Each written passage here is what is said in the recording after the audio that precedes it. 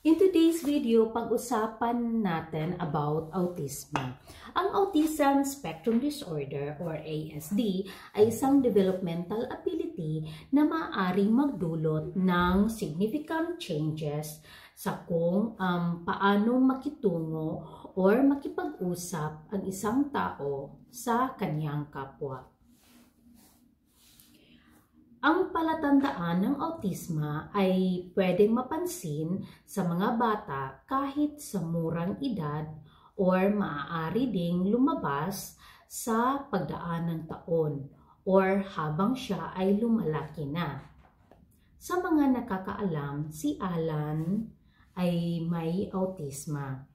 Sa na-observe niyo sa mga videos namin, iba yung kilos niya. For example, ang eye contact, yung mga behavior niya pag nasa camera siya. Kung i-compare mo sa ibang bata na walang autisma. Si Alan ay 16 years old, pero yung EQ niya ay nasa 8 years old pa. So yung mga behavior niya ay nasa 8 years old na karaniwang ginagawa ng mga batang 8 years old.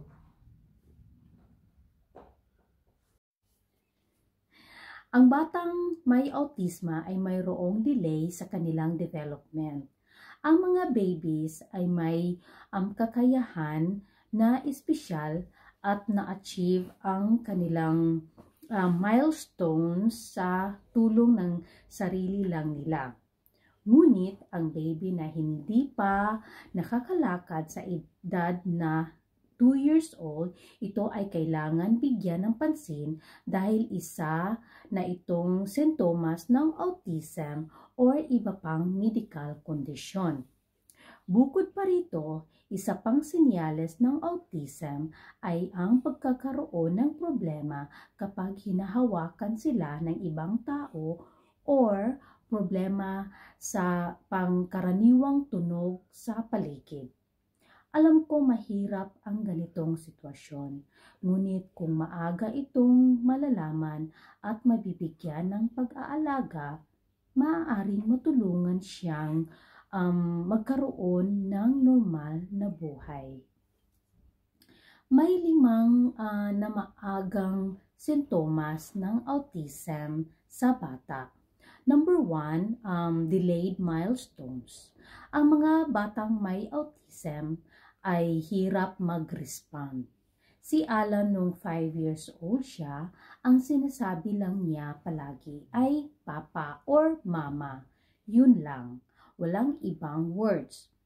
Yung nag-12 years old na siya, nadagdagan yung mga words pero broken words, hindi sentence.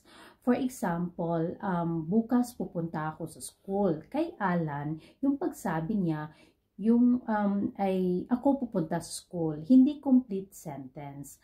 Kaya tinuruan ko siya ng paggawa ng complete sentence dito sa bahay pag libre siya sa school. Dalawa na maagang sintomas ng autism sa bata ay hindi alam ang kanyang pangalan. Pero sa case ni Alan, alam niya yung pangalan niya at tumitingin siya sa akin kapag tinatawag ko siya. Ika-3 ay hindi kayang makipag-eye contact.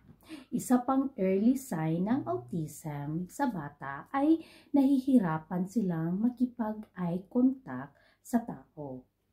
Na-observe din ninyo si Alan, nahihirapan siya makipag-eye contact. At ang ika-4 ay hindi kayang mag-baby talk. Ang mga baby na may autism ay hirap sa baby sound.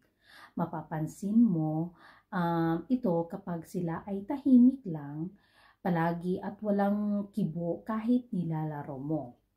Ang ika-5 ay mahigpit sa pattern or routine. Kailangang masunod ng mga batang may autism ang kanilang routine.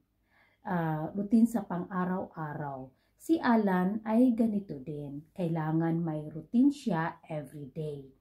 Ipapakita ko sa inyo yung everyday routine niya. For example, gagawa ako ng plan for today from morning to evening. Pag hindi masunod yung plano namin or masira yung plano namin, that day, maguguluhan si Alan at yung iba pang bata na may autism ay magagalit pa. Ito ang planning ni Alan. Importante ito sa pang-araw-araw niyang ginagawa. Pag wala ito, hindi niya alam ang susunod niyang gagawin. Mag-start ng 6 o'clock ng umaga hanggang pag-alis niya papuntang school. Halimbawa, ito ang lakad namin sa Saturday. Gagawa ako ng plan o routine namin. Importante ito kay Alan. Ito ang guide niya pag lalabas kami. Ipapakita ko sa inyo ang kaibahan ng batang may autism at ang batang walang autism kung may bago silang impormasyong matatanggap at paano nila ito i-manage sa utak nila.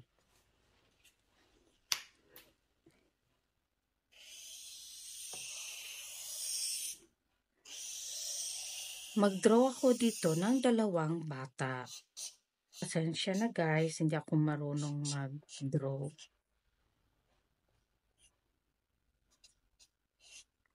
Ito sa left side, ito ang batang may autism.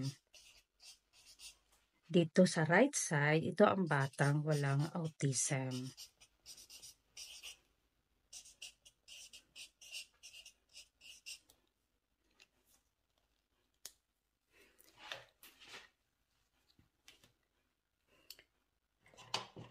Mag-draw muna tayo kung anong itsura kung may yung sa utak nila pag may bagong impormasyong matatanggap nila.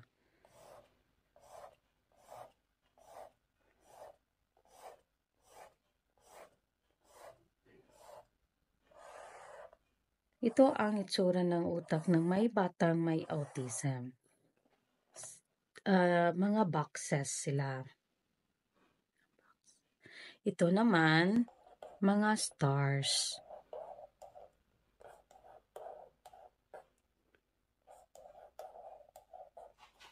Ibe-base natin yung impormasyon sa yung plano namin sa Saturday.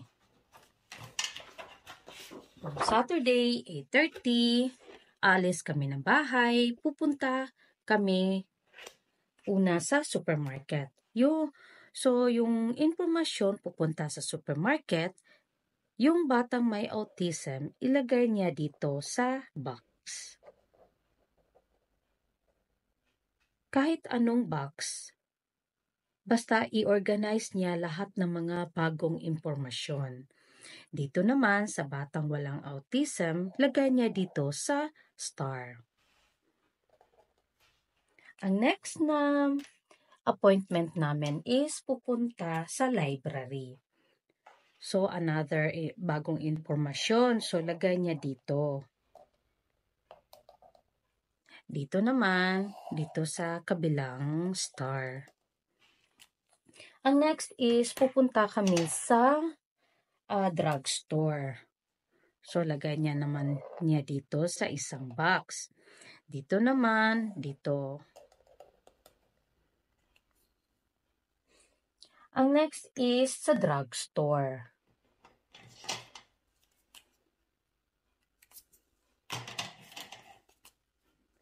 Lagay niya dito. At saka dito. So, anong kaibahan dito sa dalawang drawing? Sa batang may autism, lahat ng mga impormasyong matatanggap niya, ilagay niya sa mga boxes. Parang i-organize niya lahat yung mga impormasyon. Para ding cabinet. I-organize niya lahat ng mga, halimbawa, yung mga medyas, yung mga sapatos, i-organize niya lahat kung saan nabilong yung mga items. So, ganun din sa batang may autism, i-organize niya lahat ng mga impormasyon kung saan nabilong. So, ganito, kaya nasa mga boxes yung mga impormasyon.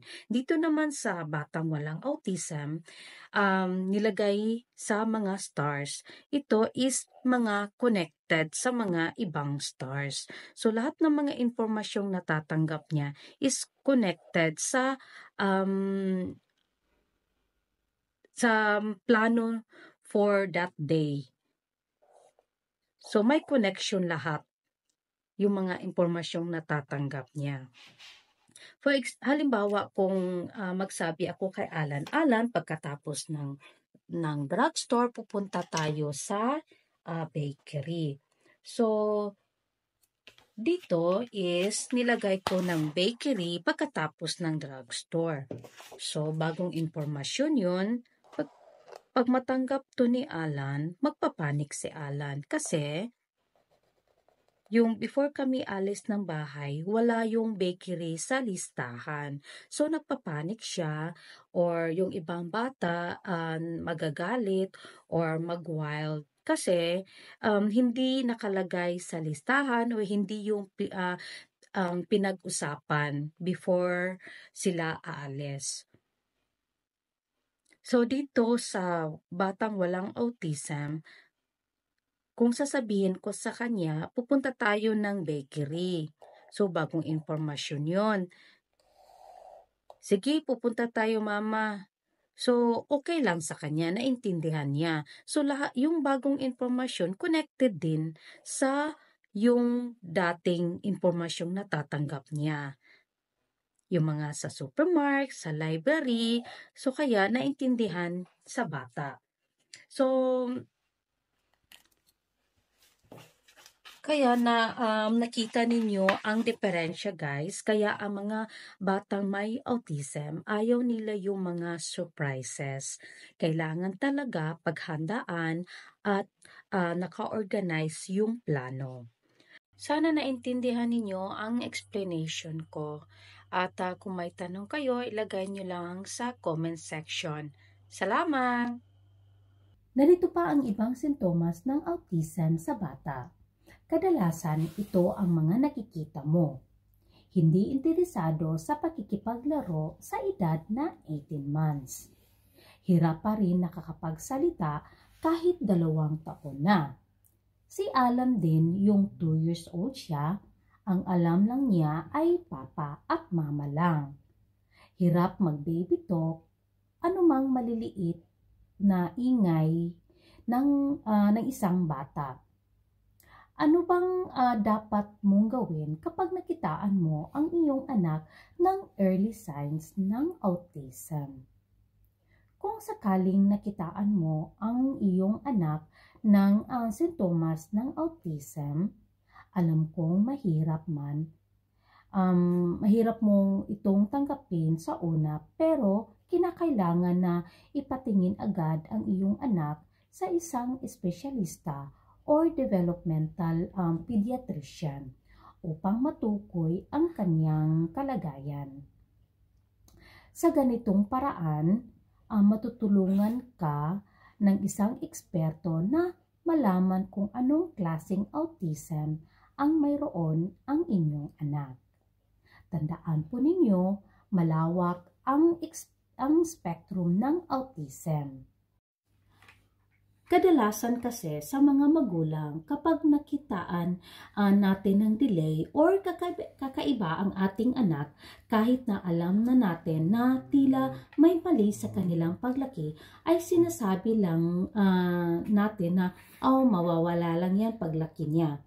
Pero kung may kakaiba na talaga ang iyong anak, mahirap man kailangan mong ipatingin siya sa isang doktor upang malaman talaga ang kanyang kondisyon.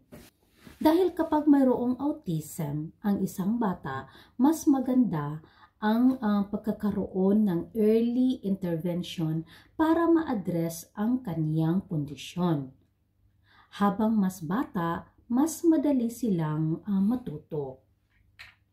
Tandaan parents, lagi nating isipin ang ikabubuti ng ating mga anak, di ba? That's all for today, guys. Sana may natutunan kayo sa video namin about autism. Please subscribe our channel kung hindi pa kayo nakasubscribe. Yung nakasubscribe na, maraming salamat sa support ninyo. And see you to our next videos. And iwaswayan, dag iedereen. Thank you for watching. Bye.